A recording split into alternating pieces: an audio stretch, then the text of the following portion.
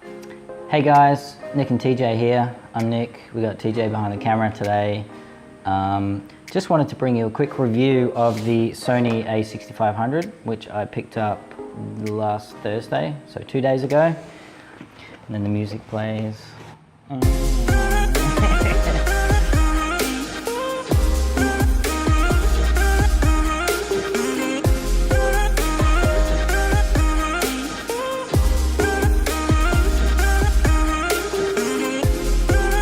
Alright, you got like 1,000 of these. Pretty good. They give you Phase 1 Capture One Pro for Sony. I don't know if that's got a license. Maybe it's just like a demo. Interestingly, the RAW files from the A6500 will only work with the very latest version of Lightroom. Otherwise, you have to get a RAW converter. I only found that out yesterday when I tried to import them. And on that note, when you try and grab a movie file, they're not in the regular folder like they are with a Canon or a GH4 or something like that. You have to dig into the root folder, and then it's like MP4 root, and then all your movie files will be in there. So just take note of that, because you have to go digging for your movie files. So you've got some Wi-Fi connection. These are just manuals in different languages. I've had a quick read through the English one, just to double check the charging, because when I first went to charge it, the very first time, the USB, so micro USB, only goes halfway in, I guess because the camera's so small. So I just wanted to double check that I was actually plugging into the right thing. So another thing to be aware of. Anyway, let's get on with the goodies. Some more documents. Nobody reads that. The camera itself. Beautiful. I do have a tripod mount, so obviously that's not like a ugly growth on the camera. We were just shooting this morning, so we'll show you what we were shooting a bit later. You got the camera there, chargers. I think you get the 3 standard, so European, Australian and American. And you also get an extra eyepiece for here. TJ said yesterday when he used it that felt like sticking a fork in your eye, so luckily they give you this little cushion for little fragile eyes. And a sweet little strap, which I will probably never use. And I'll probably take these off because it's not what you want when you're recording video. Pretty annoying. So that's what you get in the box. Pretty sweet. Let's get rid of this. It's probably smaller than I thought it was going to be, but not so small that it's annoying. I guess I have average size hands. TJ's got ginormous hands, and he can still hold it fairly comfortably. The screen, really hard to see in sunlight, even at full brightness, and it does dim down when you're filming 4K. The viewfinder's pretty good, but it can be pretty hard if you're tracking. It's pretty annoying to have to use a viewfinder, so you may want to consider using your phone or an external monitor. You can always set up your shot first and then go from there, but the screen's definitely nowhere near as, say, a Canon or a Panasonic.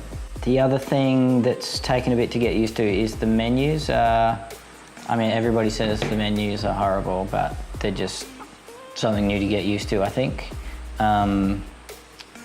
They're pretty in-depth, and some things just seem like they're in the wrong place. Probably took me half an hour to sort of set it up how I wanted it, but that was from the minute I bought it at the shop, just turning it on. So I think that's pretty normal for any camera, any new camera, if you're not used to using it.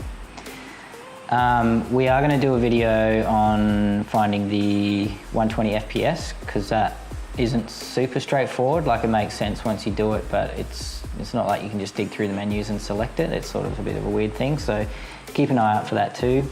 I haven't fully tested battery life yet. It's not amazing, but it's USB charging. So yesterday I was charging in the car.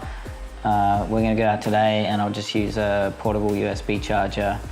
The batteries I think are only like 49 Australian, so pretty easy to have a few spares, and it's pretty easy to charge it up on the go or even just have an external USB battery charger. So the articulating screen, it's fine.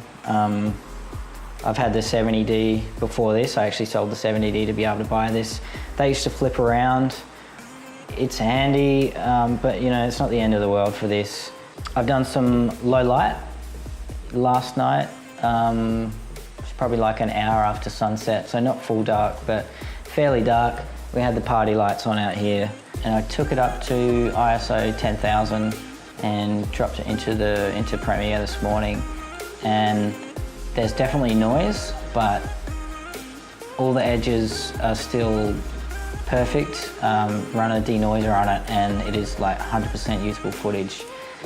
And I reckon it's probably going to perform even better than the A7S2 from what I've seen so far. Can probably go to 12,800 ISO with this and still get usable footage. Don't quote me on that. I'm just, from what I've seen so far, it's pretty amazing, especially for a little sensor like this. All right, so a few other things I've found and for you guys to be aware of if you do end up buying this camera.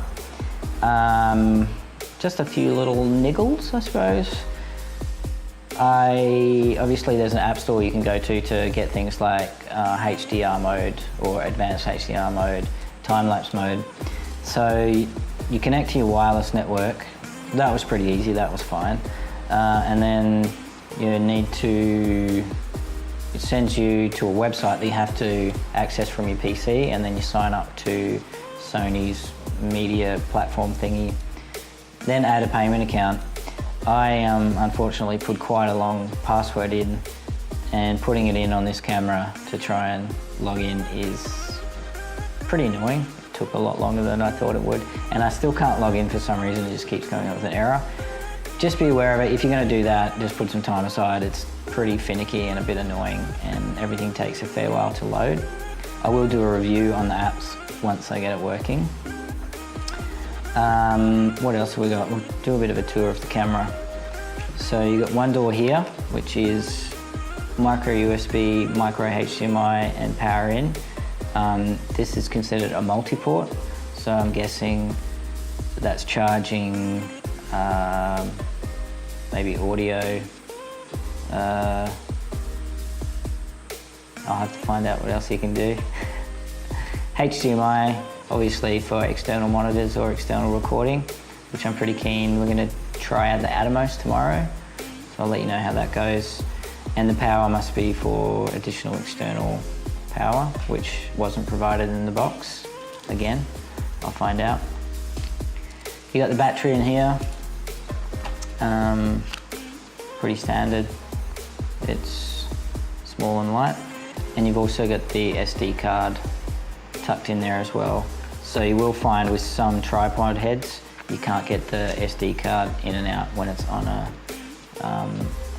at least a video head. I'm using a ball head, so it's fine for me. But something to be aware of, that can be a little bit frustrating.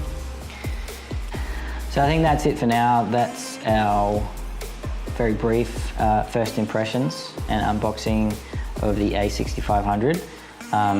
Plenty more testing to come.